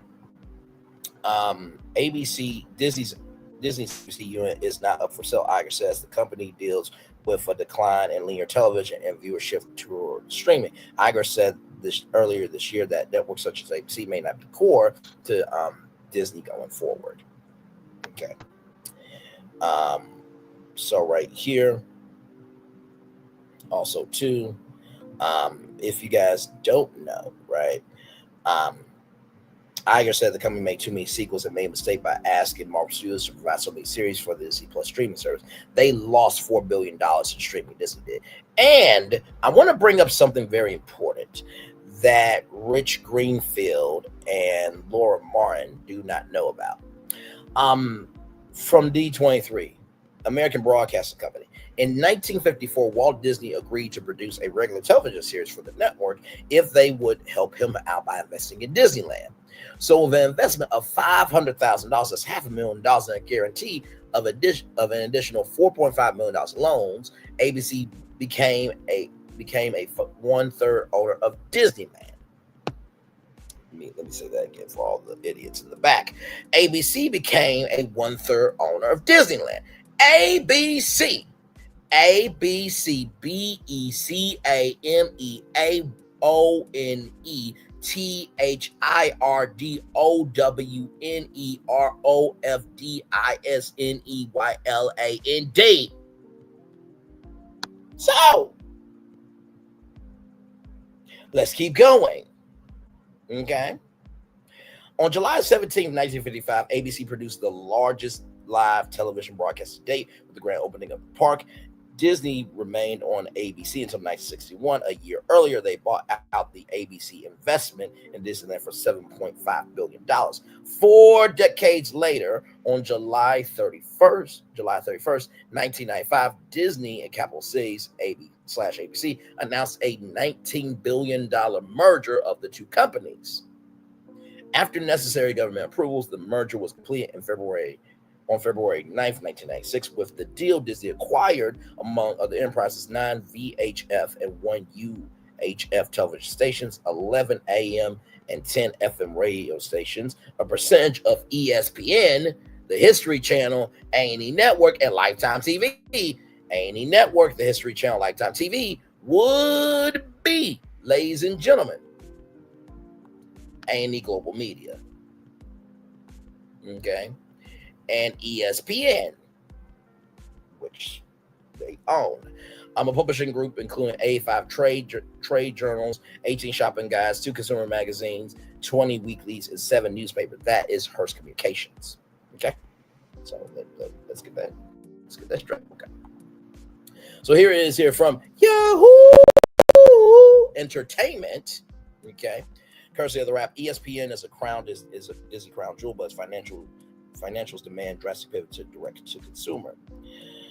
So right here, Disney's disclosure last week that ESPN generated $17.3 billion in revenue last year, 21% of the entertainment giant's $82.7 billion total, showed that the sport network remains crown jewel for the company, but ESPN standalone financials highlight the urgency for Disney to make an aggressive direct-to-consumer pivot with Legacy Network. That's why they came out with the app. ESPN had lost 19% of paid TV subscribers since 2018, and sports rights remains the biggest expense at about $9 billion. In 2023, Bloomberg intelligence analyst Jinta Ragadan said in a Friday note to clients that this cost was up more than 20% from about $7.3 billion in 2022. We calculate that operating income could decline to around $2.5 billion fiscal 2023 versus $2.9 billion last year on new NFL and college football contracts, she wrote. And despite streaming service ESPN Plus having 25 million subscribers, it's unlikely to be a major profit contributor, implying that drastic pivot to a premium streaming model is necessary. So I want to bring this up as well for everybody saying that, they should sell ESPN. Now in July, Disney CEO Bob Iger told CNBC that the company was on the hunt for a strategic partner that could help take ESPN fully direct to consumer. That said, we're going to be open-minded there too. Not necessarily about spinning ESPN off, but about looking for strategic partners that can either help us with distribution or content, but we want to stay in the sports business. So I really don't get when people are idiotic when the information is out here. I just don't get it. Right here, selling ABC poses billion-dollar dilemma for Disney ESPN's future. Despite a $4 billion plus windfall, sale could pose troubling implications ahead for ESPN ahead of NBA and UFC right talks. The sister networks have become increasingly intertwined with televised live sports. Well, Walt Disney Company could pocket a $4 billion plus windfall by selling ABC, but the loss, the broadcast network, poses troubling implications for ESPN as the sister networks have become increasingly intertwined regarding television sports. To combat the actor strike, ESPN just announced ABC will simulcast 15 Monday Night Football games compared to 5 last season.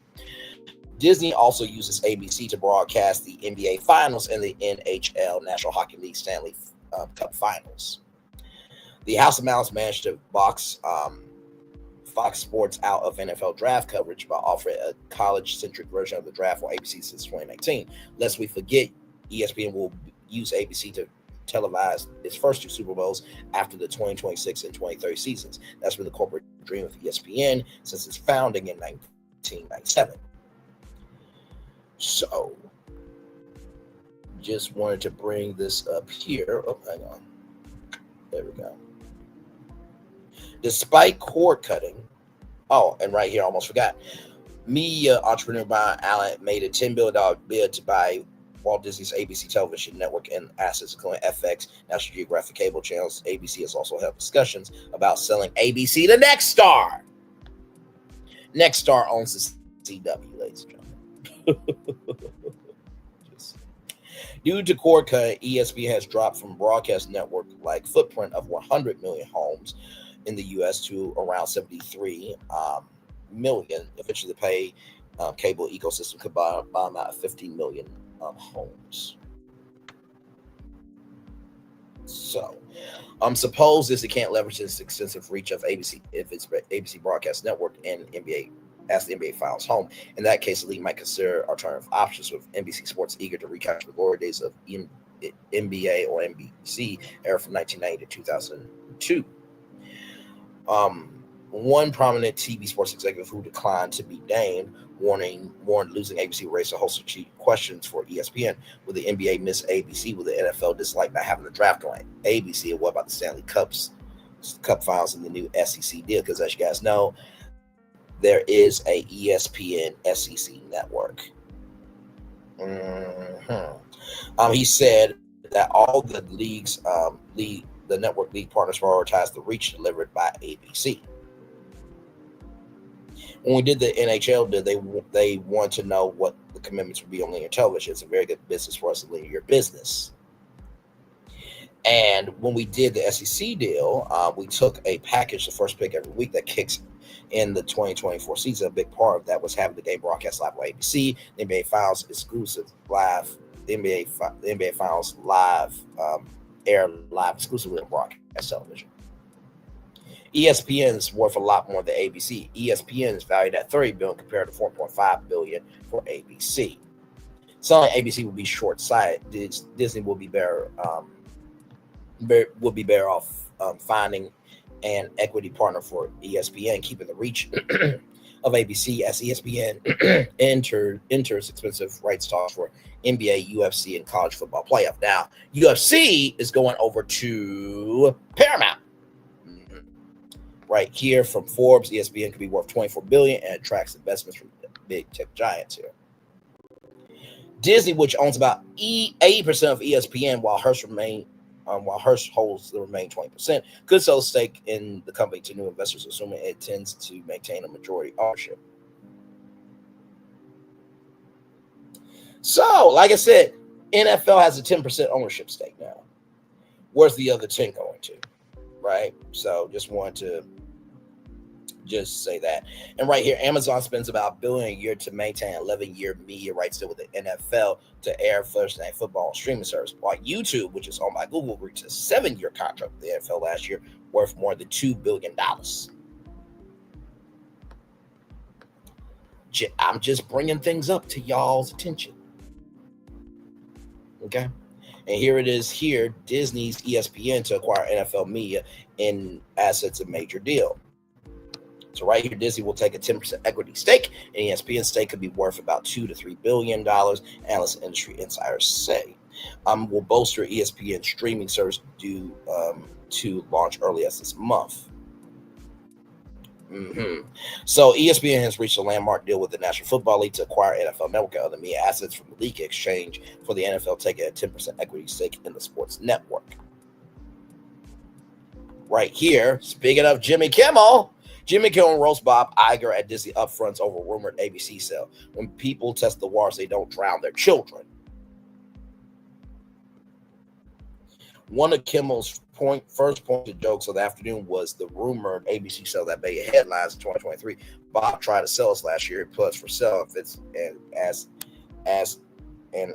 If that wasn't bad enough, no one wanted to buy us. Kimmel said once no one was interested, explained that he didn't want to sell us. He was just testing the waters for Wall Street. You know, Bob, usually when people test the waters, they dip a toe. They usually don't drown their children, Kimmel said. By the way, NBA agrees to terms on $76 billion media rights deals. The NBA has agreed to terms on its new media deals, record 11-year agreements worth $76 billion that will ensure player salaries will continue rising for the foreseeable future, and that will surely change how some viewers access the game for years to come. So, for the 2025-2026 season, games will continue being aired on ESPN, ABC. Now, some will be going to NBC and Amazon Prime. TNT Sports, which is the part of the league's broadcaster family since the 1980s, could be on its way. Alba has 5 days to match on the deals. They didn't match the deal, but Inside the NBA will be on ESPN, and TNT will be still making it do what it do with editorial control, right? Now, this came out right here, September 23rd, that this will be ESPN Select. The monthly subscription for ESPN Select will rise from $11.99 to $12.99, right? And the annual plan will see a similar adjustment from $119 to $129, right? So, the service will continue to offer live events, including UFC fights, NHL games, college sports, and international soccer, along with expanding library of on documentaries and analyst shows. The name change aims to better reflect the platform's focus on delivering premium selected sports content tailored to dedicated fans, distinguishing it from its broader sports media offerings. So the ESPN app will be for, mainstream sports, but the creativity behind sports, the storytelling behind sports will be ESPN Select. And then right here to ESPN Plus, right here. Oh, hang on, that's not what I want. Go back. Right here, okay. ESPN was absorbed into the new ESPN direct-to-consumer service when it launched on August 21st. However, ESPN Plus will remain as a program brand for an unspecified time due to contractual obligations with some of its content providers. ESPN Plus will also continue to be distributed to commercial establishments as a standalone package. And, of course, they are raising prices. Yeah, they're raising prices, ladies and gentlemen. So right here, the standalone Disney Plus ad-supported plan will see a $2 increase to $11.99 per month, while the premium no ads plan will jump $3 to $18.99 a month, or get annual $30 hike to $189 per year. The Disney Plus and Hulu ad support package will increase to $2 a month, and both the bundles with Disney Plus, Hulu, ESPN Plus will see a $3 monthly increase, and then the packages with Disney Plus, Hulu, HBO Max will also both increase by $3 a month, and the NFL Plus plans will remain at the same price. Now, I mentioned that Disney also owns NFL Plus too. So, wanted to bring that to your attention as well. Of course, the Hulu plus Live TV and football merger. Everything you need to know right now. No mere changes to service. Your subscription is safe, whether you're a Hulu plus Live TV subscriber. This comes to us from Cord Cutters News. Shout out to them. Same price, same channels. Don't expect any price hikes or make sure your channel lineup. Keep using your apps. The details will still be ironed out. Look for this happen late 2025, early 2026. A more platform could be a stronger overall platform, wider range of content features, but that's all for the speculation for the time being. Fubo will be the name of the combined company. So Hulu plus Live TV will be folding into Fubo. And of course, legal battles. There was a dispute between Fubo and the group, including Disney, regarding a planned streaming service called Sports. And Disney's invested $365 million in cash and loans that Disney has committed to Fubo. Okay, this will help as it struggles to continue to be profitable. But Disney also wants to focus on ESPN Unlimited, and so they're just trying to keep their foot in the streaming space. So just want to let you guys know that. And then, of course, right here, just want to show you all this here. Paramount Skydance still hasn't submitted a buyout bid for Warner Bros. Discovery. Here's why. It's been nearly 2 weeks since the news first broke that Paramount Skydance CEO David Ellison, backed by the deep pockets of his father, Oracle co-founder Larry Ellison, intended to make an all-cash offer for Warner Bros. Discovery. The buyout bid, which would kick off talks for a merger that insiders say could be worth more than $50 million, was seen as imminent, and the Ellison certainly have the money, with the old man now ranking as the world's second richest with a net worth of $370 billion. That's the father, that's the son. The bid was also to serve as an injunction of the grand ambitions the Ellisons have for building a media empire, since it will come after they finish their $8 billion purchase of Paramount. Yes, as for the reports, it's been mostly radio science. Sources close to Skydance tell the Post that the Ellisons and their partners at Red Brick Capital have been worried about how investor approach Laszlo, and they don't want to do a hostile bid for Warner Bros. Discovery. They're keenly aware that he wants a bidding war. Right now, they draw plans to how it approach Zaz, with one media insider with knowledge of the matter says. And John Malone, Sly's longtime mentor, business partner. Yeah, right here. So the talk inside Skydance is possibly to reach out to me and Mogul John Malone, Sly's longtime mentor, business partner, to be that kiss of Sly. Malone leans right in his politics with Larry Ellison as a major supporter of President 47. Malone is also a major shareholder of Warner Discovery, through his company Liberty Media. He supported the merger of Discovery with Warner Media that put Sly's at the top of the media giant. It's unclear, however, Malone could or would attempt to persuade Sly's to accept Ellison's offer because he too benefits from a bidding war. So, meanwhile, people with knowledge of the matter says the official approach to Zaslav could come either later this week or much farther down the road, as the Ellisons gauge whether other potential bidders for Warner Discovery likely to emerge. Zaslav, I'm told, enjoys being the catbird seat now. He's in the process of chopping the company in half, the unit that hosts the streaming studio businesses, and one with escape props because he thinks he'd get more money by selling the unit separately. If all else fails, he can more easily run the two small operations.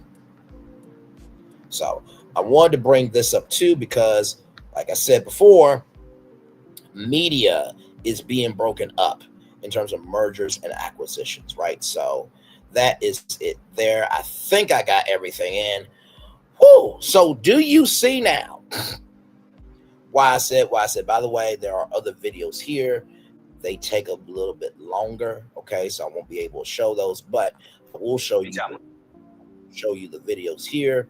So Jimmy Kimmel returns to the airways. Here's what to know. CNBC television. And right here, Jimmy Kimmel see return. Expert explains long-term impact on late night from Entertainment Tonight. So I wanted to bring that to your attention because for Rich Greenfield and for let me just bring up the thumbnail right here. Let me take this banner down. And this comment here, lovely Linnell Stiller. For Laura Martin, Rich Greenfield, Joe Kernen to do what they did was stupid. I hope that this live shows you that what I've always have said is true. If you understand the moves that are happening around you, you'll understand what you're seeing in front of you. If you understand the moves that are happening around you, you'll understand what you're seeing in front of you. If you understand the moves that are happening around you, you'll understand what you're seeing in front of you. There is no way ABC is going to shut down because of the price hikes.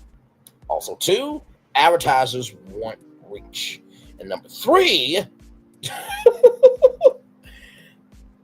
linear broadcast, the potential of what people could be curious about, and streaming showcases what they give a fuck about. So with that being said, let me get y'all the Daily Motivator, and then we'll head on out of here. What a live tonight. I have to tell you, to get all that in. Woo, it's not easy. Here we go. The Daily Motivator. He who knows he has enough is rich. Lalo Tusu.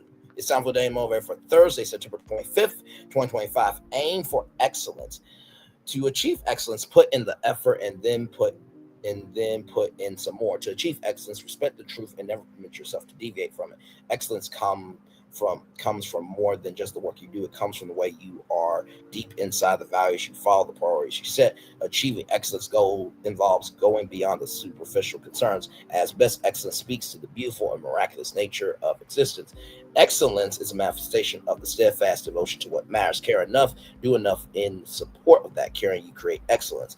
You can add dimension of excellence to any endeavor. You can add the dimension of excellence to any endeavor. It may or may not bring worldly fame and wealth, yet it will enrich your life and your world. If you're going to spend the time and go to the trouble, aim for excellence. Step up to the challenge, make the commitment to say it, do it, be it, and live it with excellence. Ralph Morrison. I think I did that tonight because what happened on CNBC was frequently classless, tacky, and disrespectful as fuck.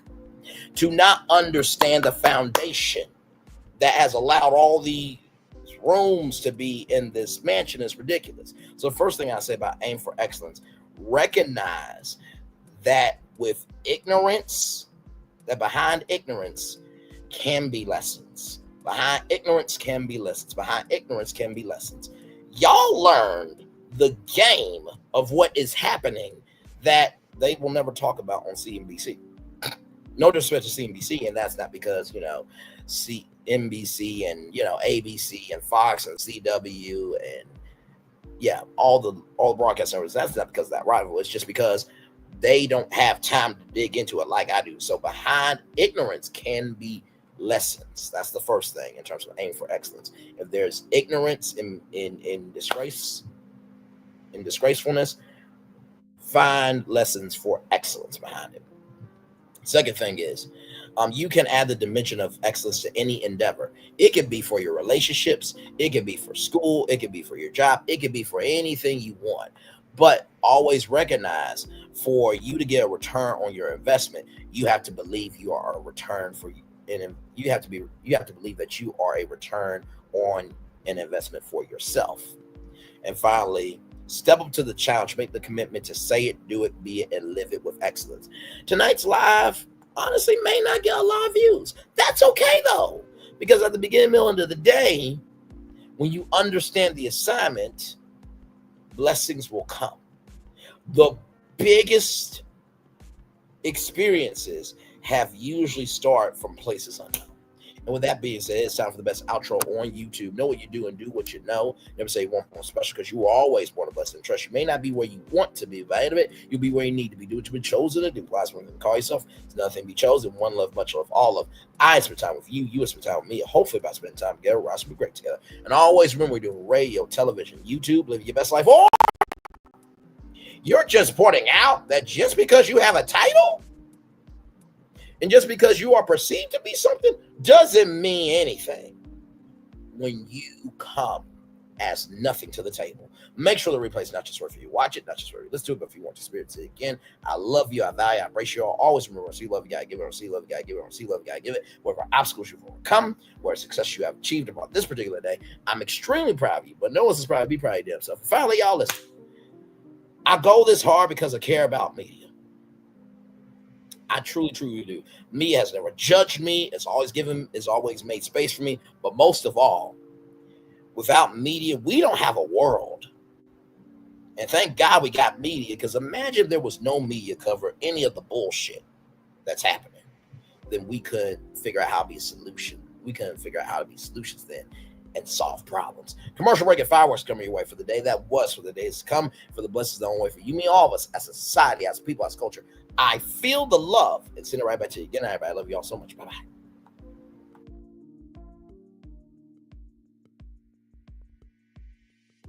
I thought I should tell you, they've been talking about you. Yeah, they've been talking about you. I thought I should tell you, they've been talking about you. Yeah, they've been talking about you. They've been talking about the fact that they've done everything they could to stop you and everything they could to block you, but you still win. They've been talking about the fact that they have undermined your success and they have tried to sabotage your seasons, but you keep winning. They've been talking about the fact that even though they don't like each other, they get together to try to kill you, but you keep winning. They've been talking about the fact that you were voted least likely to succeed, but like cream, you keep rising to the top. They've been talking about how they tried to burn your world down, but like the phoenix, you rose from the ashes. They've been talking about you. And you know what they say? Oh, she's just lucky. He's just lucky. But no, you ain't lucky. You're anointed. You got something on you. You got favor on you. You got power on you. You were born to win. Now they can call it luck, but it's grace. They can call it luck, but it's favor. But whatever they call it, it doesn't matter, because you know what God calls you? Do you know what God calls you? A winner. I thought I should tell you, they've been talking about you. Yeah, they've been talking about you. They've been talking about the fact that they've done everything they could to stop you and everything they could to block you, but you still win. They've been talking about the fact that they have undermined your success and they have tried to sabotage your seasons, but you keep winning. They've been talking about the fact that even though they don't like each other, they get together to try to kill you, but you keep winning. They've been talking about the fact that you were voted least likely to succeed, but like cream, you keep rising to the top. They've been talking about how they tried to burn your world down, but like the phoenix, you rose from the ashes. They've been talking about you. And you know what they say? Oh, she's just lucky. He's just lucky. But no, you ain't lucky. You're anointed. You got something on you. You got favor on you. You got power on you. You were born to win.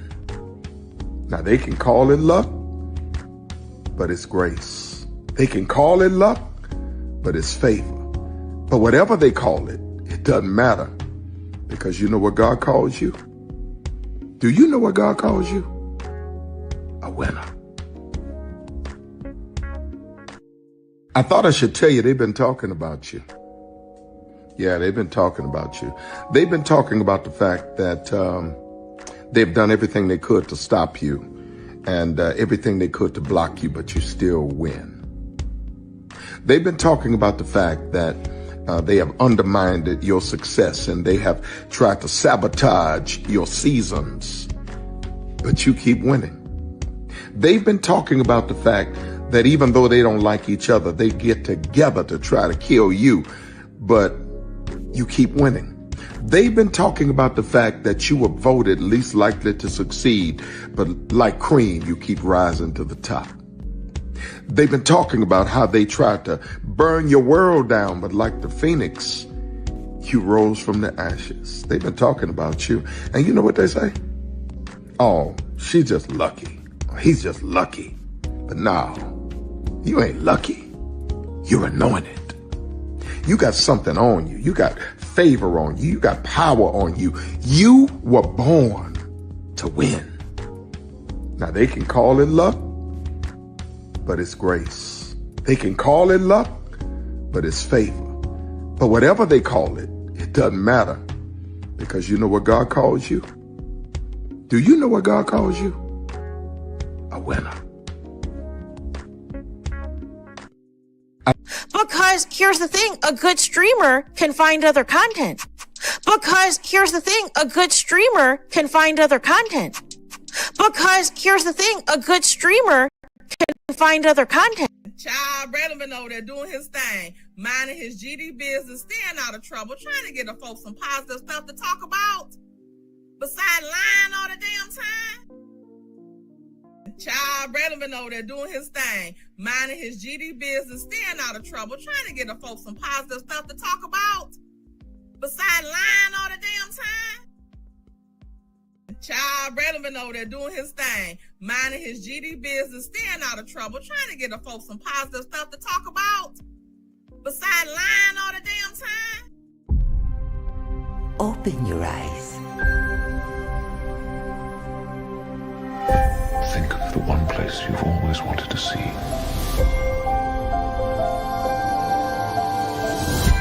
This is where our magic comes from? They say if you dream a thing more than once, Please, please, please. it's sure to come true. Everything you see exists together in the great circle of life. There are stories about what happened. It's true. All of it. In every job that must be done, there is an element of fun. I told you she was tricky.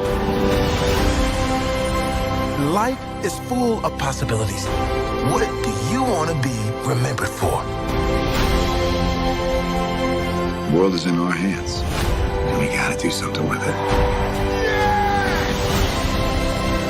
I just want to say a word of thanks to all the artists, the workers, and all of you. The young and the young in heart. You helped make this dream come true.